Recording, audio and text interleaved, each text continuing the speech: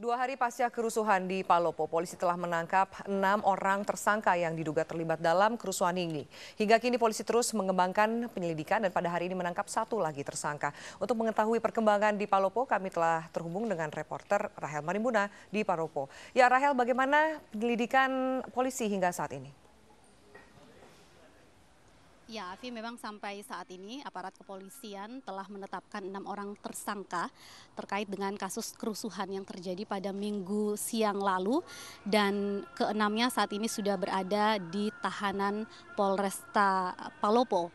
Dan penangkapan siang tadi dilakukan oleh aparat kepolisian atas tersangka yang inisialnya yaitu AS, dan saat ini juga sudah langsung diamankan atau ditempatkan di tahanan Polresta Palopo.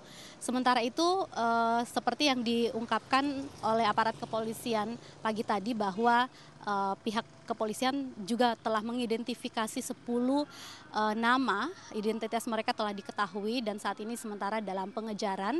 1 orang yang terakhir tadi atau orang ke-6 ini merupakan salah satu dari ke-10 nama yang dimaksud oleh Kapolda Sulawesi Selatan pagi tadi ketika memberikan keterangan kepada sejumlah wartawan. Dan kami juga mendapat informasi bahwa ada juga di antara ke-6 orang ini yang menyerahkan diri kepada pihak kepolisian setelah mendapat telepon dari pihak kepolisian sehingga dia datang langsung memenuhi panggilan aparat kepolisian. Dan untuk mengetahui lebih lengkap terkait 6 orang yang telah dinyatakan berstatus sebagai tersangka oleh aparat kepolisian, saat ini saya sudah bersama dengan Kapolres Palopo, AKBP Endang Rasidin. Selamat sore, Pak. Ya, selamat sore.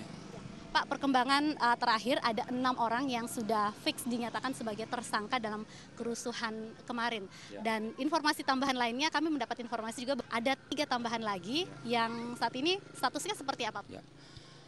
Siang hari kami nyatakan Polres Palopo sudah mengamankan 6 pelaku. Ke-6 pelaku ini sudah dipastikan sudah sebagai tersangka. Dan tadi sore kami sudah mengamankan lagi 3 orang. Yang 3 orang masih dalam pemeriksaan intensif. Mudah-mudahan hasil pemeriksaan nanti akan bisa ketahuan apakah ini bisa kita kuatkan menjadi tersangka berikutnya. Jadi 3 orang terakhir ini juga termasuk dari 10 nama yang sudah diidentifikasi oleh polisi. Memang sejak awal pada dasarnya Polres Palopo berkomitmen akan melakukan penegakan hukum terkait dengan peristiwa tanggal 31 Maret.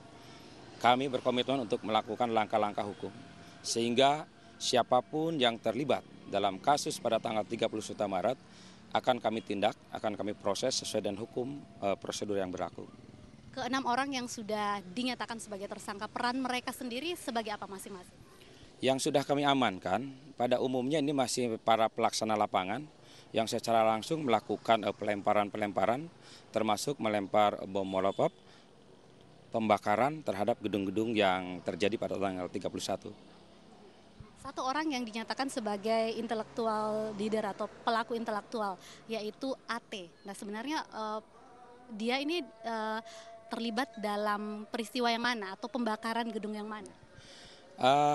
Yang sudah kita amankan pada dasarnya masih dalam 2 tempat kejadian, yaitu pelaku yang melakukan pembakaran di kantor wali kota sudah kita amankan. Kemudian pelaku yang melakukan pembakaran di kantor Golkar, ini pun sudah kita amankan. Adapun 1 orang yang terindikasi sebagai penghasut, ini masih dalam pemeriksaan intensif. Sepertinya kuat dugaan bahwa yang bersangkutan adalah salah seorang penghasut untuk melakukan tindakan-tindakan anarkis pembakaran itu. Oke, jadi semuanya ini terancam dengan pasal-pasal apa saja?